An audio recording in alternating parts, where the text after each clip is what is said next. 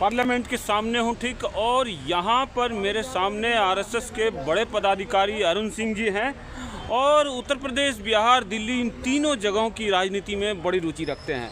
तो आज एक बड़ी घटना हुई है। नितिन नवीन जी जो प्रेसिडेंट चुने गए हैं, वो कैसे प्रेसिडेंट किस तरह से चुने गए हैं, इन सब बारे में हम बात करेंगे। सर नमस्कार। नमस्कार। क्या लग रहा है, नितिन नवीन जी को चुना गया बड़े बड़े नामों को छोड़कर, इसका क्या असर पड़ेगा? बीजेपी में फूट होगी या एक सही जो है चाल है बीजेपी की? नहीं, देखिए, सबसे पहले तो नितिन नवीन जी को हार्दिक शुभकामना है कि वो हमारे बिहार से आते हैं जी, और भारतीय जनता पार्टी और भारतीय जनता पार्टी के संसदीय बोर्ड ने उनके ऊपर अपना विश्वास जताया है जी, तो वो अच्छा करेंगे। जहाँ तक रहा बीजेपी में फूट होगी जैसा आपने बोला, ऐसा नहीं है, क्योंकि देखिए भाजपा ही एकमात्र ऐसी पार्टी है जहाँ पर छोटे से छोटे कार्यकर्ताओं के ऊपर भी विश्वास जताया जाता है और उनको बड़ा कार्य दिया जाता है।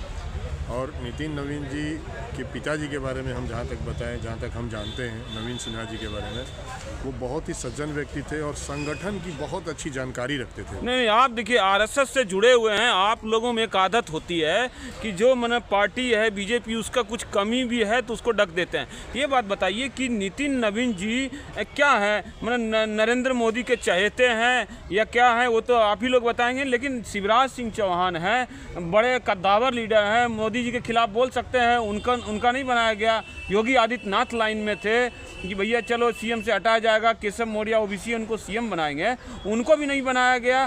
तो अब भैया अगर आप जो है कल को उनको हटाएंगे तो विवाद ही बढ़ेगा ना।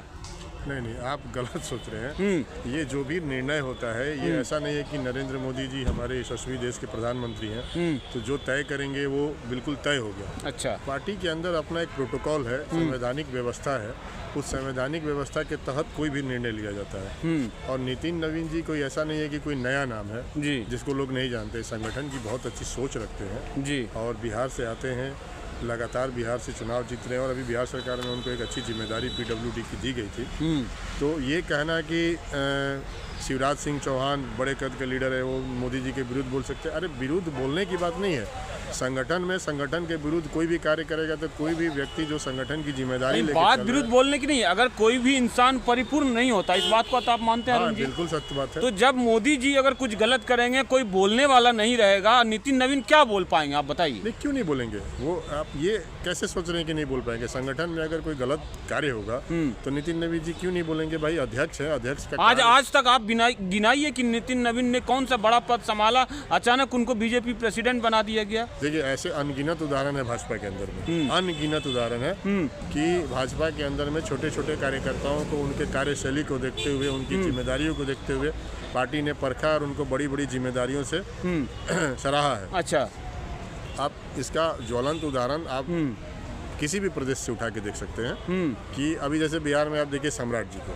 भाई वो भी तो बिहार के लिए एक नए हैं, उनको बिहार में इतना बड़ा नहीं, सम्राट जी का आप नाम ले रहे हैं अरुण जी। सम्राट जी ने कम से कम ऐसा किया जिस लालू परिवार के खिलाफ बोलने की औकात नहीं होती थी लोगों को कैमरे के सामने, विधानसभा में चिल्ला के बोले, उनको, उनके परिवार को एक तरह से डरा दिया सम्राट जी ने। तो वो तो मिलना था पुरस्कार उनको, वो उस लायक हैं। देखिए, उस लायक है तो ये लायक कैसे बन गए? पार्टी का नेतृत्व ने ही तो तय किया ना।